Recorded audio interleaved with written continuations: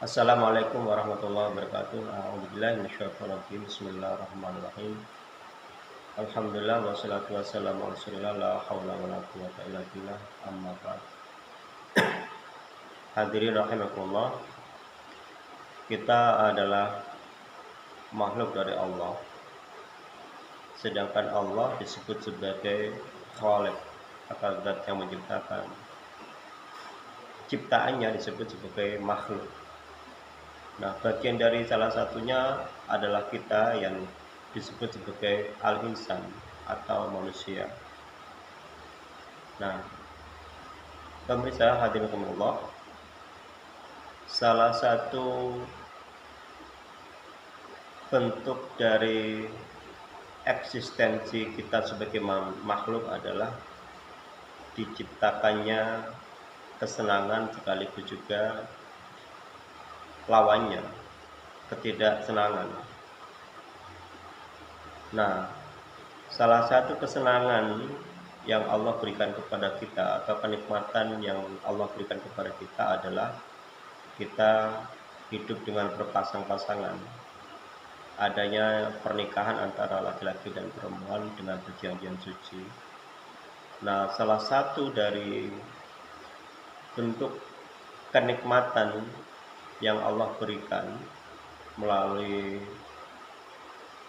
makhluk yang berpasangan ini yang terwujud dalam mahlike pernikahan adalah adanya regenerasi yang disebut dengan anak. Sekaligus kita diberikan oleh Allah sebagai pendukung eksistensi kita adalah adanya harta benda. Allah berfirman dalam surat Al-Anfal, wa'lamu annama amwalukum wa auladukum fitnah. Allah memberikan semacam itibar, informasi, pengumuman yang juga sekaligus memiliki makna kehati-hatian, warning. Wa'lamu, ketahuilah, annama amwalukum, sesungguhnya dalam setiap hartamu, wa auladukum, dan anak-anakmu, fitnatun, mengandung fitnah, mengandung ujian, mengandung cobaan. Nah, kenikmatan yang kita miliki, kita punya, kalau tidak dikelola dengan baik, penuh syukur, bisa jadi akan berbuah musibah atau bencana. Karena apapun yang Allah ciptakan selalu memiliki dua sisi, nikmat sekaligus juga siksa, bahagia sekaligus juga susah. Nah, Allah menciptakan ini semua untuk ngetes, untuk menguji sejauh mana kita mampu menjaga eksistensi kita sebagai hamba yang bersyukur. Ketika kita tidak lulus ujian, tidak lulus seleksi sebagai hamba yang bersyukur, maka kita akan termasuk golongan orang-orang yang merugi.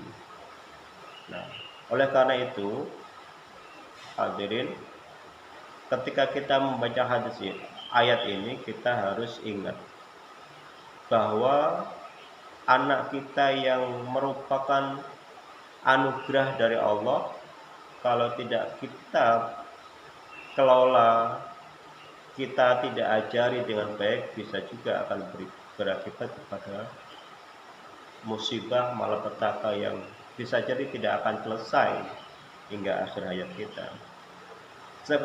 Sekaligus juga harta yang kita punya, yang kita cari, kalau kita tidak tasarrufkan sebagaimana Allah mengaturnya, bisa jadi hanya akan membebani dua pundak kita, baik di dunia maupun nanti di akhirat. Semua ini perlu kita kelola berdasarkan aturan dan syariat yang Allah tentukan. Dalam ayat yang lain Allah menyampaikan peringatan juga kepada kita, wa ja'alna ba'dukum li ba'dil fitnah. Jadi Allah menciptakan sebagian dari yang lain adalah juga ujian. Adanya tetangga kita adalah memudahkan ketika kita perlu bantuan, sekaligus juga ujian bagaimana kita bisa berinteraksi dengan orang lain. Adanya harta, tahta, semuanya bisa menjadi kenikmatan sekaligus juga kehancuran jika kita tidak mampu mengelolanya dengan baik. Oleh karena itu pemirsa, mari kita jadikan eksistensi kita ini penuh dengan jalan selamat dengan cara semua potensi yang kita punya kita distribusikan untuk mengabdi kepada Allah, untuk beribadah kepada Allah, tidak lain. Dengan begitu insya Allah kita akan selamat baik di dunia maupun di akhirat. Kenapa? Karena ujian keimanan kita mampu kita lampaui dengan baik. Mudah-mudahan kita tidak termasuk orang yang merugi, sehingga yang terjadi adalah kebahagiaan akhirat kita akan dapatkan. Jangan terlena dengan harta kita, jangan terlena dengan anak-anak kita. Semua itu adalah titipan yang bisa jadi ujian, juga sekaligus juga kenikmatan maupun kebahagiaan. Demikian, wassalamualaikum warahmatullahi wabarakatuh.